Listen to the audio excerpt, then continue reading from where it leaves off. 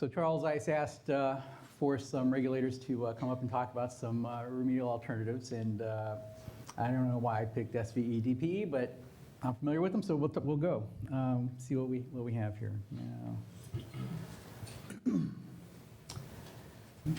Brief overview of what we're going to be talking about today: how these work, pilot testing and evaluation of test results, system design and installation issues, permitting issues, O&M monitoring report requirements that the Orange County Healthcare Agency has, shutdown and rebound testing that requirements that we also have for the RPs, and post-remedial monitoring and case closure.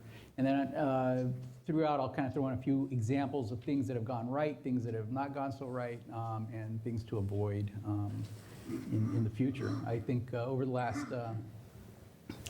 10 or 15 years of implementing these kinds of systems, we've learned a lot, and I think the applications have gotten much better over the years. I remember 20 years ago when I was starting, we were getting vapor extraction systems that were unusual by today's standards. So I do think we've gotten a lot better, and we are spending money a lot more wisely with the newer systems. So how do they work? Soil vapor extraction depends on diffusion of contaminants from the adsorb, dissolve phase, or non-aqueous phase. It induces flow of air across the site into the extraction well, where the vapors are removed, are destroyed in above ground treatment equipment. And then the replenishment of those vapors as new clean air is coming through the contaminated zone. And then there's also relative partitioning, which controls the relative fractions of, say, your benzene versus toluene versus other things coming into the system. DPE is basically the same thing as far as the vapor is concerned, although it also adds an element of groundwater extraction. And with the DPE system, you're also, on a lot of sites, not just going for the vadosone contamination, but you're also targeting the area at the capillary fringe or just below the water table, if you can depress the water table. So you're actually expanding the area of effect of your vapor extraction system. And so the design of the wells can be different than you would have for a typical SVE system. I'm talking about DPEs. I kind of throw all types of multi-phase extraction units in. We have some where you have independent soil vapor extraction units and pump and treat units. I'm just kind of clumping them all together as under the umbrella of DPE. This is a fairly typical design that we see at our sites. This is from one of the major oil companies. It's kind of a decent drawing. What you have is a 4-inch diameter well with a stinger, usually 1 or 2 inches, that's lowered below the water table to your desired depth, and the goal there is to effect a drawdown that's somewhere at this level, and then what you're going to be doing. This well here is screened across a larger area, and so what you're trying to do is lower that water table. You're drawing in some of the contaminated water, and then you're also, with the vapor extraction that's also occurring here, you're going to be drawing in the contaminated vapors. In this case, you might have a liquid ring pump, so you have one pump. All of your air and water is going to a separation unit. The vapor goes to an oxidizer where the exhaust is going up to the atmosphere. There's usually some electrical and feed gas going through that system. Then you have the water going down into some sort of treatment chain, usually a series of carbon vessels, and then that treated water gets disposed of either to the storm drain, sanitary sewer, or in some cases, re-injection on site. Pilot testing, we're usually not looking for SVE or especially not a DPE system unless the site is fairly well assessed already. Although occasionally we do need to install some additional dedicated wells in identified zones of concern. And so the existing monitoring wells or even some of the existing vapor probes wouldn't be usable. So we do a lot of times see additional wells being installed for pilot tests. Vapor and groundwater is extracted during the test. You're going to be measuring vacuum levels, flow rates, and groundwater elevations over time. Groundwater elevations aren't usually a problem if you're only doing vapor extraction, but if you're doing DPE, that is a very important part of the equation. And then, of course, you're looking at contaminant concentrations. If you are doing your pilot testing and you're just not getting any vapors out during your pilot test, that's probably going to be the end of that alternative. You're going to move on to Plan B. Or your location of your pilot test isn't optimal. We have had some sites where they didn't want to do their pilot testing in a contaminated zone, and so they move off at some distance. That's also, we've let them do that on occasion. It gives them flow rates, it gives them drawdown data. It doesn't tell you how effective the system is going to be at recovering the contaminants, and so we try not to go that way very often. Usually sites are so small that we don't have that issue. Limited volumes of water and vapor are usually generated during the test. So for the water that's collected, it's usually just put into a Baker tank, and then it gets hauled off at the end of the test period. Test periods usually last just a few weeks, although in some cases it ends up being so effective, and the design of the pilot test network seems to cover the entire site, and so the test kind of drags on a little bit longer because we are seeing actual effect on this. And if we can go another 2 or 3 months and maybe have the remediation taken care of during the pilot testing phase, and that's a good result, although that's usually the exception, not usually the rule of how these things work. System design, like I said, you're going to want to design your system, design your wells so that the screens are placed in optimal depths. We have areas in Orange County where groundwater might be 120, 140 feet. In those cases, you might have vapor extraction wells that are screened at multiple depths. You'll have a set of wells screened at, 20 to 30, another set of wells at 50 to 60, and then a deeper set of wells at the capillary fringe. Also, the amount of drawdown that you're able to affect, or the depth of your smear zone, the thickness of your smear zone could also dictate how deep your groundwater extraction wells are going to be. We've had some sites where they can pump 50 GPM and come up with maybe 6 inches worth of drawdown. Other sites pumping much less, they're able to get much greater drawdown. So that design needs to be carefully thought out, especially for sites where the wells are going to be deeper and the cost for installing them is much higher. The consultants need to figure out where are we? There we go. Need to figure out or estimate what an effective radius of influence is going to be and what kind of access issues they have. If you're lucky, you have a very large radius of influence for your soil and your groundwater, and you can place wells around your active gas station, around the tanks, in convenient locations. If you're unlucky and you have very limited radius of influence, say for the soil portion of it, you're kind of stuck if you've got buildings to work around. And then what you're looking for there is, instead of saturating the area with your vapor extraction, you're going to be placing it in strategic locations and probably running it for a while longer than you would have without that pesky gas station in the way, or those darn tanks. And then you also have to, another big part of it is the treatment and disposal alternatives for the water that's generated. That's gotten a lot easier in Orange County in the last couple of years. It's become much easier to get a permit to dispose of your water through the sanitary sewer system than it was in the past, because we have a groundwater recycling program down there, and the sanitation district really needs as much water as they can get.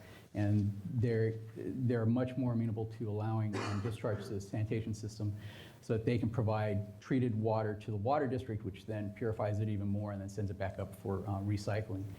It gets put back into the aquifers in other part of the county. So that's changed. The MPDS permits disposal to the storm drains, to storm drains, almost never done anymore at Orange County sites. And What we have seen is a little bit of an upturn in on-site reinjection. That's got its own issues. This is just one site in Tustin, up in the Forebay area. Groundwater here was about 80 feet deep, and this is essentially the radius of influence for the entire system. We had a series of vapor extraction wells. You can't really see them too well on this drawing. And we had some of the monitoring wells that were also used for vapor extraction at a lower depth. And they kind of came up with this gross indication of what the radius of influence, the effective radius of influence was. We looked at this, we were kind of concerned that, they're just kind of lumping everything together. Some of these wells are screened relatively shallow, others are screened fairly deep. But the soil types were very uniform throughout. It was very coarse-grained material. We didn't have any sort of confining layers. We didn't have any thick clay lenses halfway down. So we went ahead and let them try this setup. This actually was one of our more successful cleanups, where we went from close to a foot of free product at the beginning of the investigation to almost non-detectable concentrations in groundwater, and very little found residual in the soil. Not due so much to the expertise so much of the consultant so much as the soil types that we had out there. We had a very nice coarse sand, and pretty much anything you put in there was going to suck this stuff out. And they also did have to do quite a bit of free product recovery before the dual phase extraction went in. So they had reduced it down to just a couple of inches before the dual phase started up. They were going out with they had a free product recovery system initially, and then they followed that up with a vac truck coming out 2 or 3 times a week for about, 2 or 3 quarters, and then we went into the full design.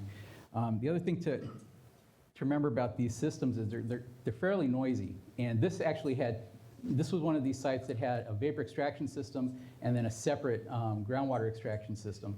So these wells had they had a downhole pump to recover the groundwater, and then they had a vacuum also applied through a stinger just for the vapor recovery. And all of that equipment went into a compound right back in here. You can see this is residential. The city required them to get approval from the resident and the resident next to him. Well, luckily, the guy who owns this also owned that residence and also owned this. That's why it kind of goes into their backyard. As a landlord, I guess somehow he convinced them to let him do it, and that really saved a lot of time. I don't know what we would have done if this had not worked out as well as it did. We might have had to put the system over here in this parking lot. We had a fairly large parking area over here. This is not typical, although in Tustin we have a couple of sites like this. I'm not quite sure why. So permitting issues, like I was mentioning, access to contaminated areas, access for your treatment, locations for your treatment system. Your treatment equipment itself needs to be permitted. City building, they want to make sure that you're not going to install something that's going to explode or that's going to be so noisy that it's violating city noise ordinances. Planning department, a lot of times they want to see what kind of enclosure you're going to put in, and we've spent we've had some sites where they've had to design some fairly elaborate enclosures to make it match the the craftsman style houses in 2 blocks away, or the mission style shopping center that it happens to be sitting in the middle of. Also, a lot of cities, there are something like 34 cities in Orange County. Each one has their own rules. My staff kind of understand what the individual cities are going to require. They can give the consultant and the RP a little bit of a heads up what to expect, what's going to trip them up, what are they concerned with in the conditional use permitting process. We also have the South Coast Air Quality Management District. They have their own permitting requirements. For the pilot testing, they usually bring on a mobile unit that has a various locations permit that's good for 90 days. So if they're going to go beyond that 90 days, you need to, or if they're approaching 90 days in their pilot testing, everybody needs to be aware that permit's going to force them to shut that system down, and they're going to need to either move on to a full-blown system or figure out some way of getting around that permit. Sometimes they'll take the system off for a month and then bring another system on, or bring the same system back after a few months. Fire departments, fairly easy to deal with. Utilities, getting a gas connection can be tricky on some sites. Electrical, especially if you need three-phase power, that can be a challenge. And then, like I was mentioning earlier, the wastewater disposal with the regional board permits, either the waste discharge requirements or the MPDS permits. The waste discharge for the on-site reinjection, and then the sanitation district is usually fairly easy to deal with. Recently, in the last year or so, we had one very high-profile site that the Coastal Commission decided they needed to approve before any equipment can go on the site, even though it was a gas station, had been there for 30 years, was completely surrounded by houses, but it was within the coastal zone, and Coastal Commission had decided they needed to review the plans and issue a permit on it. Our the environmental health director for Orange County issued a letter explaining the human health risk issues involved with that particular site, and Coastal Commission, and of course the residents in the area that were very well organized went in and basically they were the first occupiers. They took over the Coastal Commission lobby. They couldn't get past the lobby, but at least they were there and they made their presence known, and eventually Coastal Commission agreed to issue a waiver. And so for that one particular site, they did, prior to that, they had issued a permit for an existing vapor extraction system with a retroactive permit fee to the RP. Somewhere around $30,000 or $40,000 from what I understand. So we don't want to go through that again. And they issued the waiver with no fee at all. For reinjection, one of the problems with reinjecting the treated water is with the waste discharge requirements is that the shallow water in some of these sites that they're pulling this water out of is very low quality, higher TDS. And in one particular site in Huntington Beach, they wanted to draw this water out and then reinject it into a deeper zone that was more permeable, where they thought they could get better flow and wouldn't have any problems with the volume. A regional board was very concerned about that, and they were going to require additional pre-treatment before that water could go back into the ground. And ultimately, the oil company decided what they were going to install was a infiltration gallery. So they did that. The problem with the infiltration gallery was it needed a lot of maintenance, and it's still going on, but every couple of quarters they need to go back out and clean out the piping into that system. The scaling is a problem. I think they have problems at the infiltration gallery itself with biofouling. So there's some issues with that. It's not the most efficient way of getting rid of your water. I think if they had it to do over again, they probably would go back to the sanitation district. Most of our sites are, within the sanitation district and easily can access the sanitary sewer. But this was an experiment, and they did have another site. The same oil company did have another site in Seal Beach, where again they have much coarser grain material, and where the injection was going into vertical wells that were slightly deeper than the zone of contamination, and where the water quality was not an issue. There was no real threat that you're going to degrade that deeper water. And in that case, it's much easier. They don't have the same scaling problems, and it probably has more to do with the geochemistry of the groundwater than anything else. But that did seem to be an easier site. Installation O&M, I think I'm going to go real quick through this. The equipment installation needs to be done hopefully all at once, as close together as possible. In some cases, you already have some wells. You have the remediation equipment already on site for, say, the soil vapor extraction. If all you're doing is adding on a groundwater treatment unit, then there's some coordination there. The shakedown period where they're going to be tweaking the system, making sure that the flow is correct, that they're able to sample the wells, that you have good control over the flow to the individual wells. We do want to see some sort of periodic system monitoring. Usually AQMD has those kind of requirements for the vapor extraction units, what's coming in, what's going out for total mass, and we want to see that information. Periodic maintenance, any shutdown periods, monitored your extracted vapor and water from the individual wellheads as much as possible, and then we still want to see regular groundwater monitoring from the wells that are not part of the remediation system itself.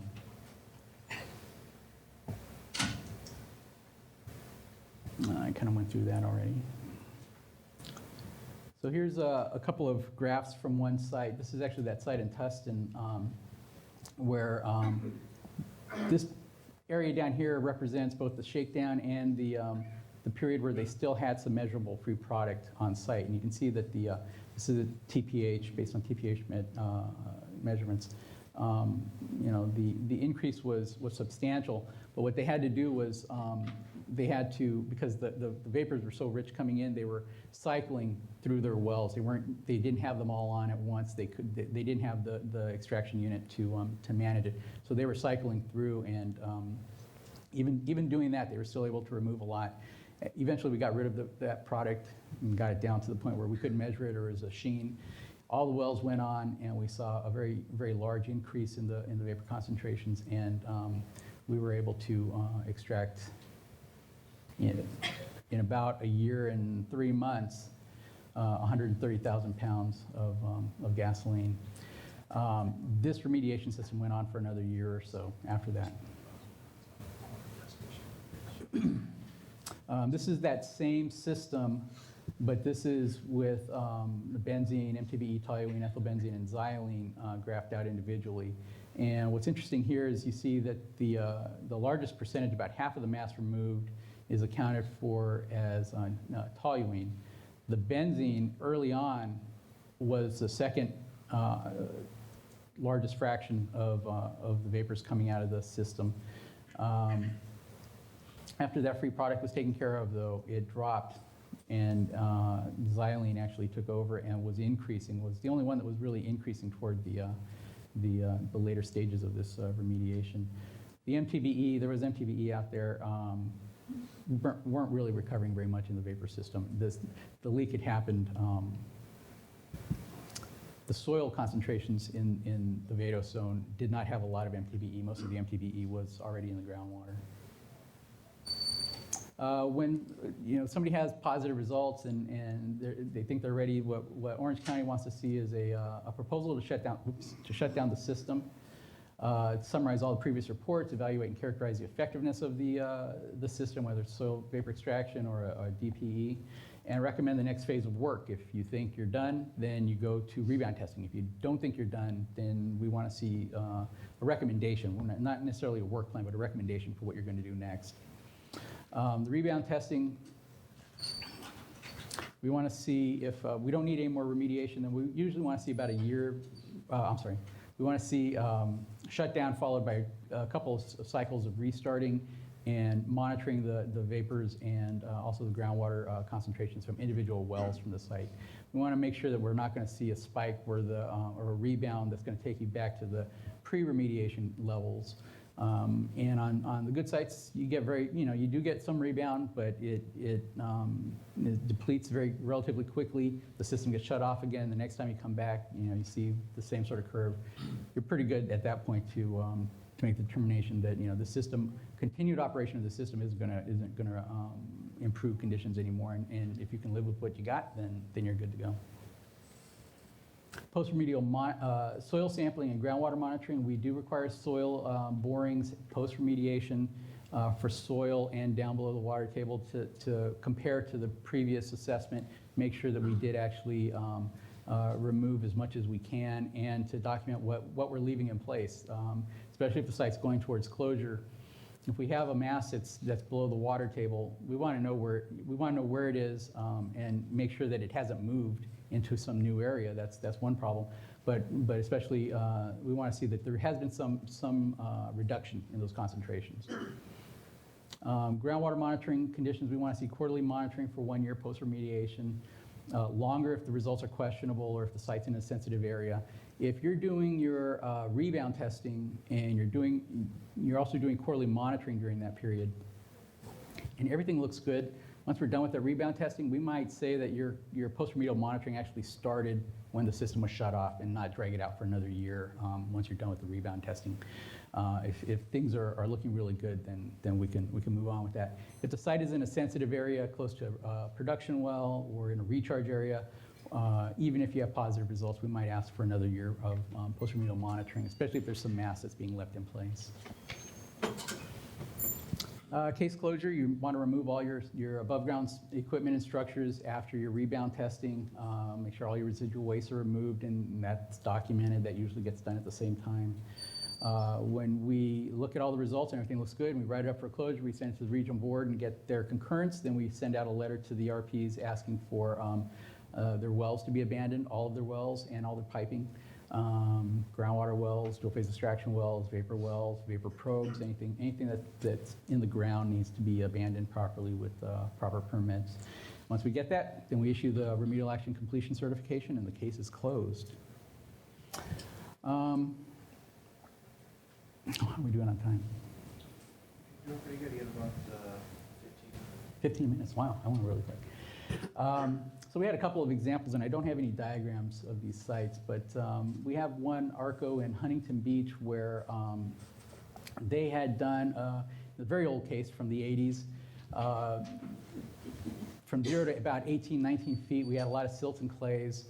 The early borings showed nothing but silt and clays, and then a sand layer at about 18 to 20 feet below that. Most of the contamination resided in those silt and clays. ARCO tried several different types of remediation at the site with very little effect.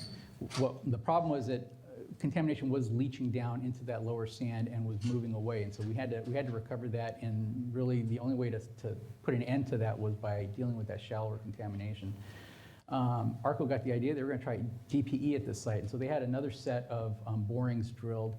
And it's pretty amazing to see how much sand suddenly appeared at the site in those second sets of boring logs.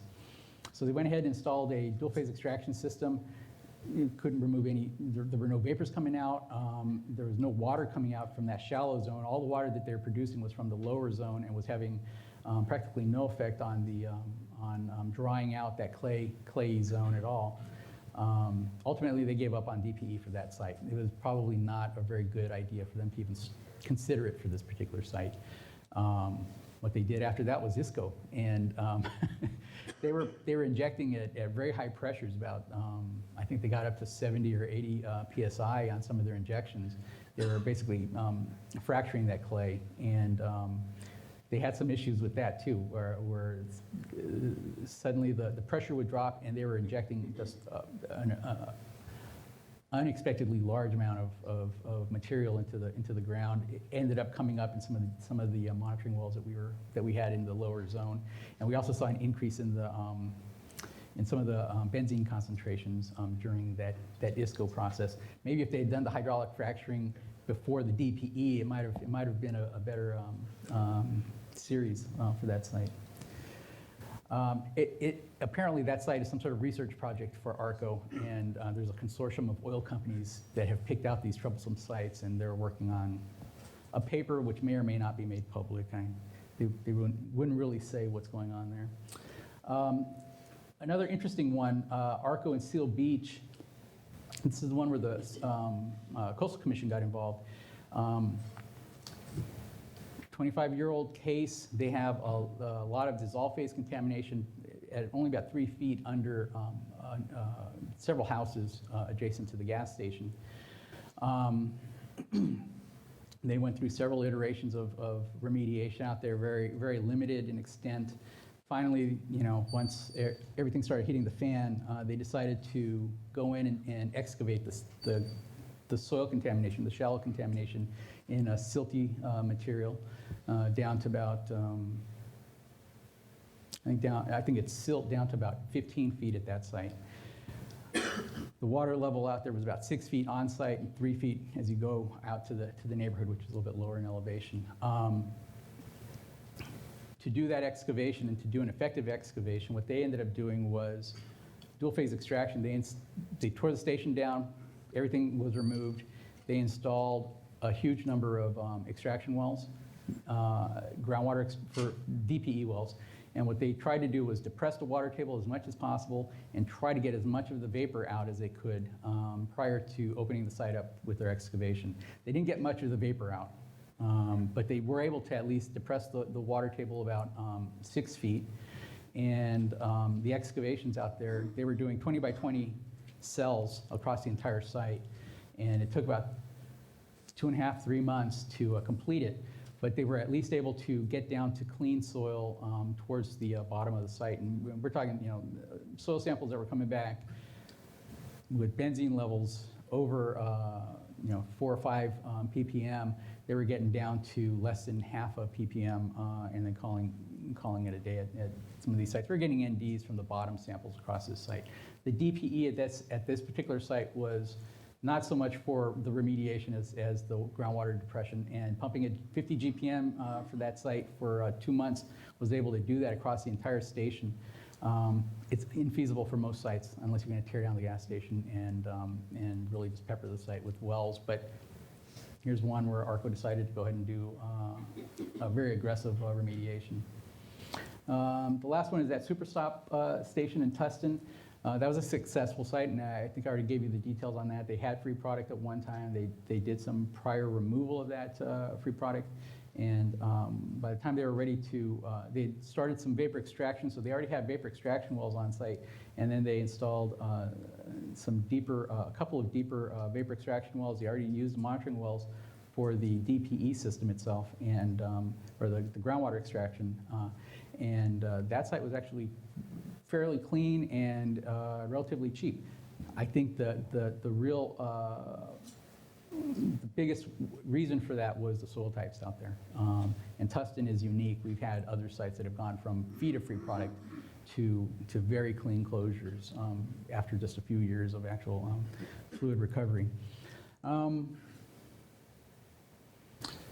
the only other thing that I wanted to discuss was we did have one site up in Orange where a consultant had installed some vapor extraction wells, and they had about 100 feet to groundwater at that site. And it was a site where he installed, rather than installing several wells screened at various intervals, he decided to screen the well from about 5 feet down to 100 feet. And he did his pilot test on that and pretty much wasn't getting anything out. Turns out, and if you go to the site on GeoTracker, you won't see any boring logs. This RP and consultant, they team up not to put anything on GeoTracker. It took a lot of effort, and my staff had to go out there several times to realize that one well that he was using, although he had other wells that were properly installed, that one well had such a broad screen that he was pulling in a lot of clean air from the lower zones and was completely missing the problem. We went over and over with him, eventually got him to abandon that well, although he still blames us for the way the well was designed, even though we didn't approve that particular design. But we got a different set of wells installed, and the remediation is ongoing, although we recently had some problems where some of the carbon canisters, are basically carbon in drums.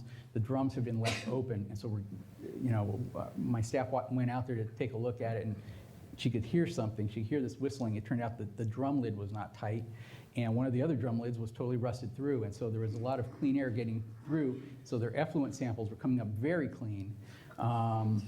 And so that's a whole nother story, but AQMD is involved in that now. So just keep an eye on some of these sites. Some of them you get a feel for which ones are working, which ones aren't. And we did have one other one in La Habra that had a situation very similar to Eric's, where the water table, when it was very low, suddenly free product showed up in unexpected areas, off-site up gradient. It was up gradient, except that the sand lenses were actually down gradient, or were up gradient, so the product had floated up through this and was moving away from the site. And once the water levels came back, it slowly started coming back, but we were at least able to identify those areas and target those with our DPE wells. And although that site is still in remediation, at least that was one where the water levels actually helped us to better define what what we were dealing with out there. So, any questions?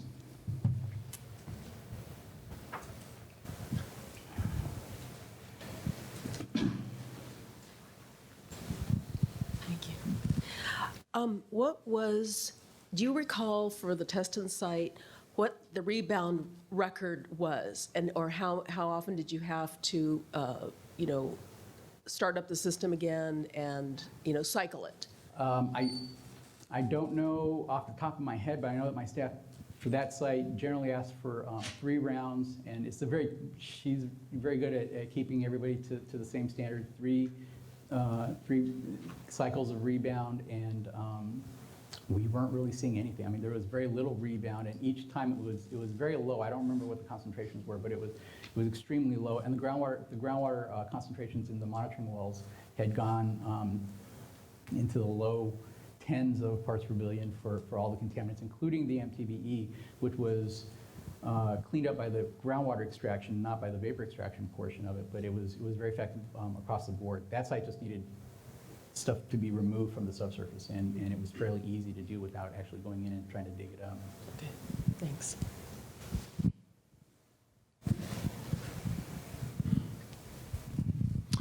Anthony, I wondered if you have any rules of thumb for what extraction rate you need to get down to before you think a system is ready to be shut off. In Sacramento County, for example, we generally like to see removal rates of about 1 pound per day, where we think it's suitable to start looking for rebound tests. Do you have anything like that? Yeah, we're looking at about 10 pounds per week, so very similar. We also want to see it consistent. We want to see consistency in those concentrations. If they're bouncing all over the place, then we kind of wonder why that's happening. We might keep it going a little bit longer while we're also looking into what changes are happening in the field. It might be that the contractor is going out there and turning wells on and off without noting it in our reports. But usually about 10 pounds a week. And I think we got that. That was a suggestion from the regional board, I think, from the Santa Ana board.